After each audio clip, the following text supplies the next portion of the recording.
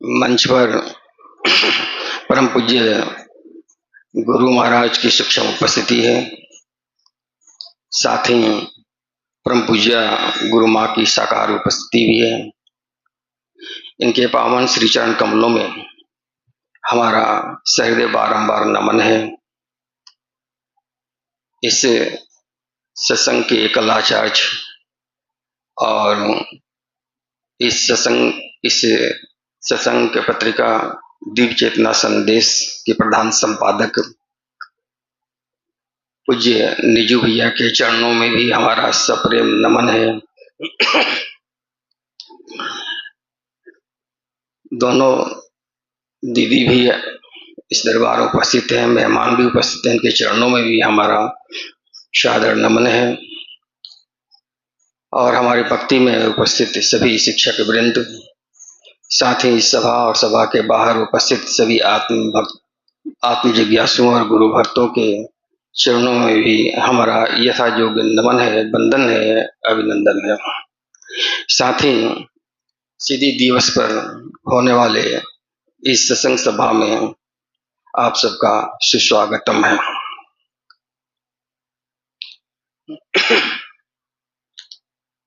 गुरुद्वय की आज कृपा हुई है, तभी हम आज इस विशेष अवसर पर गुरु दरबार में उपस्थित हो सके हैं।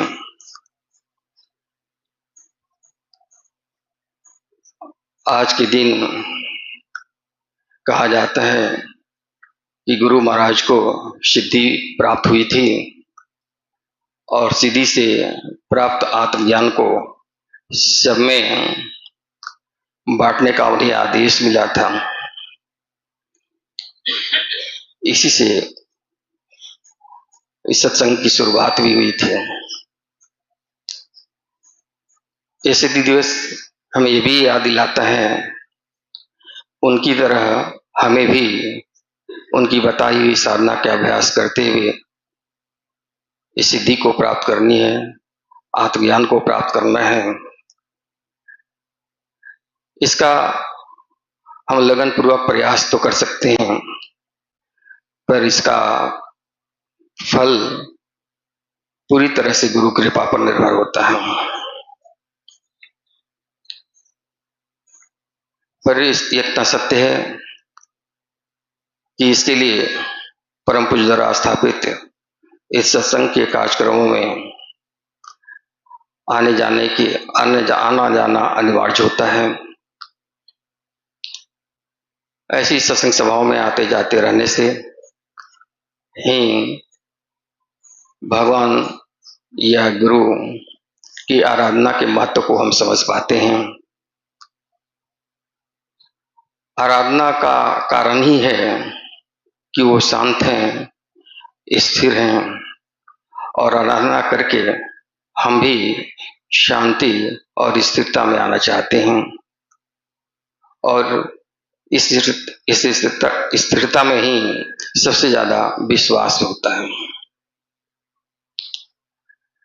लेकिन अब सवाल उठता है कि भगवान तो दिखाई देते नहीं हैं, तो हम उनका संग कैसे करें? तो यहाँ शास्त्र हमारा मार्गदर्शन करते हैं कि भगवान खोज का विषय नहीं है। अगर खोज का विषय है तो वो गुरु है। उस ईश्वर ने ऐसी व्यवस्था कर रखी है प्रकृति में कि जब हमें भूख लगती है तो हमें भोजन प्राप्त हो जाता है, जब हमें प्यास लगती है तो हमें पानी भी मिलता है। उसी तरह जब आत्मज्ञान की लगन हमें पैदा होती है तो ईश्वरीय कृपा से आत्मज्ञानी गुरु भी मिलते हैं। और जब ऐसे गुरु मिले तो हमें उनका संग करना चाहिए। उनका संग करने से उनके अंदर की शांति और स्थिरता हमारे अंदर भी शांति और स्थिरता बढ़ाती जाती है।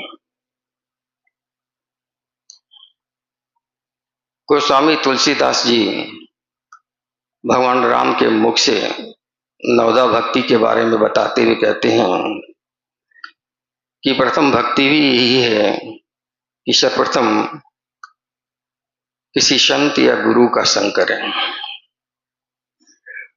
जब हम उनका संग करते हैं और उनके द्वारा कही गई आत्मा या भगवान के बारे में उनके उपदेशों को सुनते हैं, उनके संदेशों को सुनते हैं, तो हमें उनके प्रति विश्वास बढ़ता है, उनके प्रति भक्ति बढ़ती है, सेवा का भाव जागृत होता है, मन की चंचलता में कमी आती है और स्थिरता भी बढ़ती जाती है।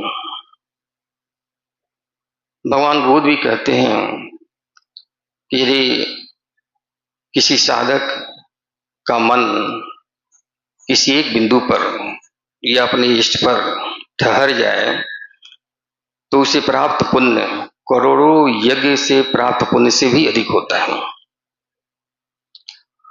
और इस ठहराव से, इस पुण्य से हमें शांति प्राप्त होती है और इसी को उन्होंने अपने शब्दों में भगवान का नाम दिया है। जैसे जैसे शांति हमारे अंदर उतरती जाती है, वैसे वैसे हमारा विकार दूर होते जाता है और यह काम, क्रोध, लोभ, मोह, मद रूपी विकार ही हमारे अंदर की शांति को महसूस नहीं होने देते हैं, उसे आच्छादित किए रहते हैं, उसे घेरे रहते हैं, उसे प्रकट नहीं होने देते हैं। अपने अंदर के विकारों को दूर करने के लिए और शांति प्राप्ति हेतु परम पूज्य ने हमें साधना विधि दी है।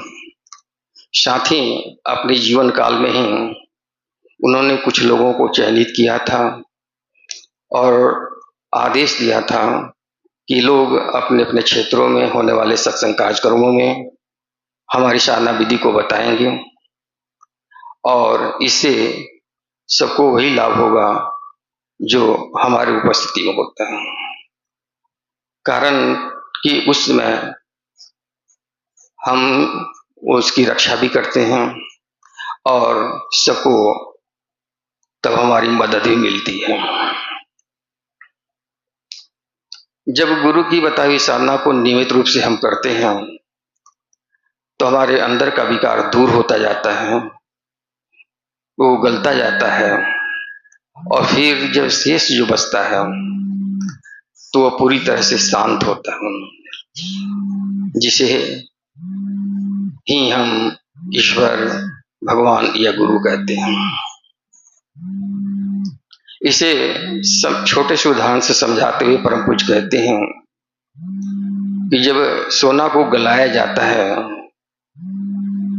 तो उसमें कुछ मिलावट होता है, वो मिलावट निम्न तापमान पर ही गलने लगता है और दूर हो जाता है और उसके बाद जो शेष बचता है वह शुद्ध सोना होता है, जिसका गलनांक ज्यादा होता है, उसमें सहनशीलता भी अधिक होती है और इसलिए उसकी कीमत भी अधिक होती है।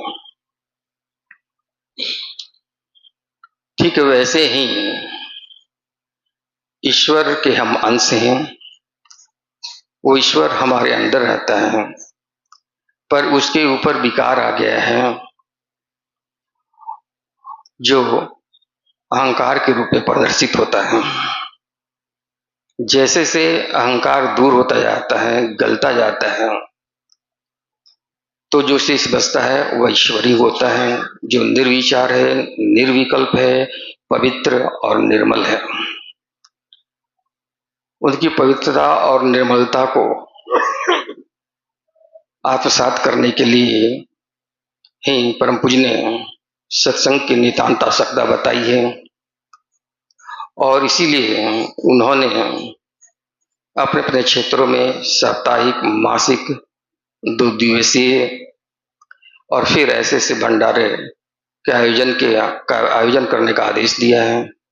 साथ ही इस आश्रम पर भी अपने जीवन काल में ही महीना में अंतिम रविवार को आने की इजाजत दी है ताकि हम सबों को सत्संग का और दर्शन का भी लाभ मिल सके और जो भी शंका समाधान हो उसका निवारण हो सके। और वही काम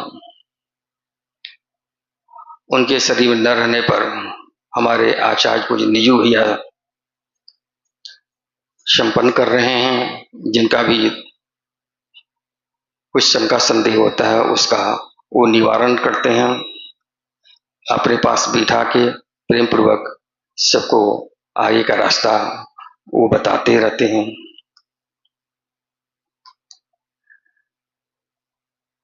तो इस तरह से सत्संग की आधारशिला मजबूत करती जा गई है। लेकिन कुछ भाई लोग ऐसे कहते सुने जाते हैं कि अब इस सत्संग में पहले वाली बात नहीं रही है। अब पहले वाले सत्संग और आज के सत्संग में फर्क करना क्या उचित होगा। पहले भी ये परम पूज्य का और परम पूज्य गुरु माँ का ही सत्संग था और आज भी इन्हीं का सत्संग है। ये ठीक है कि परम पूज्य के साक्षात और साकार उपस्थिति हमें आत्मविभोर कर देती थी, पर वो अनुभूति केवल उनके शरीर में रहने तक ही सीमित नहीं हो सकती। उनकी बताई हुई साधना यदि हम करते रहे हैं तो उनके सूक्ष्म रूप में और परम पूज्य गुरु माँ के साकार उपस्थिति में भी वो अनुभव और भी अच्छी तरह से होते रहना चाहिए। ये ठीक है कि परम पूज्य आज अपने नश्वर शरीर में नहीं है, जो मर्तलोक की सत्यता भी है। जो भी इस मर्तलोक में आए हैं उन्हें शरीर का त्याग करना पड़ा है, चाहे भगवान राम हो, भगवान कृष्ण हो, वो भी शरीर में आए हैं तो उन्हें अपने शरीर का त्याग करना पड़ा है। कहते हैं कि वो जब भगवान ही थे तो फिर शरीर नष्ट करने की जरूरत ही क्या थी। लेकिन जब ये शरीर में आए तो अपने द्वारा बनाए गए नियमों की अवहेलना वे भी नहीं कर सके। और आज हम देखते हैं कि हजारों वर्षों के बाद भी उनकी पूजा होती है, उनके भक्त उनकी याद करते हुए आज उनसे शक्ति प्राप्त करते हैं, क्योंकि इस शक्ति का कभी नाश नहीं होता है, उसका रूपांतरण और हस्तांतरण ही होता है। वो शक्ति शरीर न रहने पर फिर दूसरे शरीर में आकर अपना कार्य करने लगती है। परम पूज्य भी कहते थे कि गायें बदलती हैं पर दूध वही रहता है, उसका ह्रास नहीं होता है, उसकी हानि नहीं होती है। ठीक उसी प्रकार जब परम पूज्य नहीं है तो वही शक्ति परम पूज्य गुरु माँ के रूप में उनके माध्यम से हम तक पहुंच रही है। उनकी मदद भी हमको मिल रही है, बशर्ते उनकी बताई हुई साधना विधि से हम अपने अंदर विश्वास की भूमि को नित्य स्पर्श करते रहें।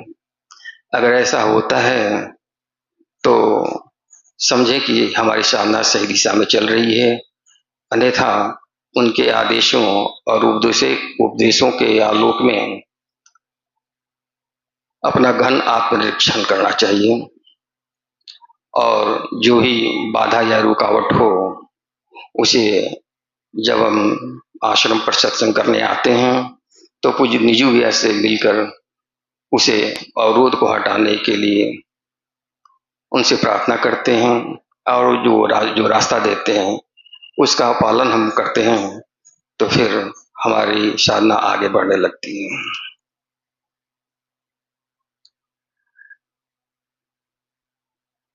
तो मुझे निजू भैया भी आज परम पूज्य की तरह ही हम सबों का मार्गदर्शन कर रहे हैं। ये ठीक है कि पूज्य से जो हमारा आत्मिक संबंध बन गया था, वो आज भी हमारे लिए प्रेरणा स्रोत का ही काम कर रहा है, जिसका ये अभाव उनके शरीर में न रहने पर भी कदापि हमें हो नहीं सकता। पर उन्हें प्रत्यक्ष देखने और सुनने की भावना हमारे अंदर होती है, हम सबके अंदर होती है, पर उसकी पूर्ति अब हम नहीं हो सकती, क्योंकि ऐसे महापुरुष कभी कभी ही इस संसार में अवतरित होते हैं। पर वो जो बात कह देते हैं वो सत्य ही होता है, क्योंकि वे सदा सत्य के प्रदेश में ही रहते हैं।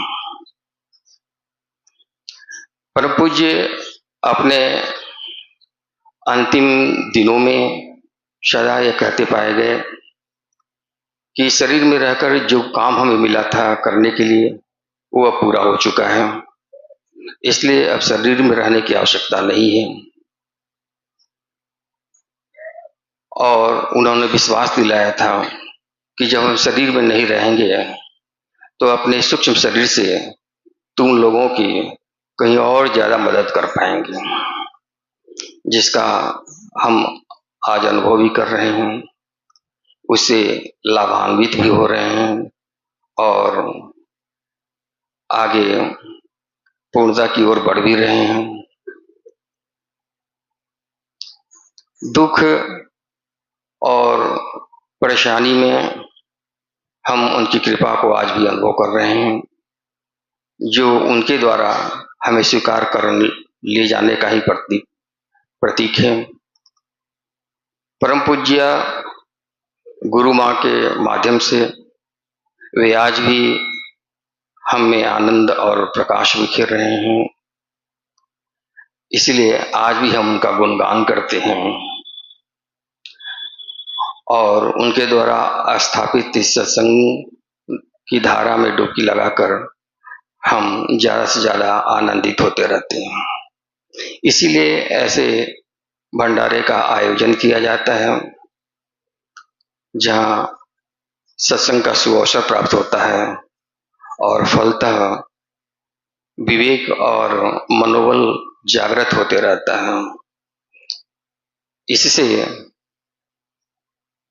इतना तो अवश्य होता है कि हम गलत रास्ते पर जाने से बचते हैं और सही रास्ते पर अनवरत चलने का रास्ता बनता है, उसकी प्रेरणा मिलती है और हम तब तक चलने के लिए प्रेरित होते हैं जब तक कि हम अपने गुरु में लय होकर गुरुमय न हो जाएं, उनकी गुरुमुखता को प्राप्त न कर लें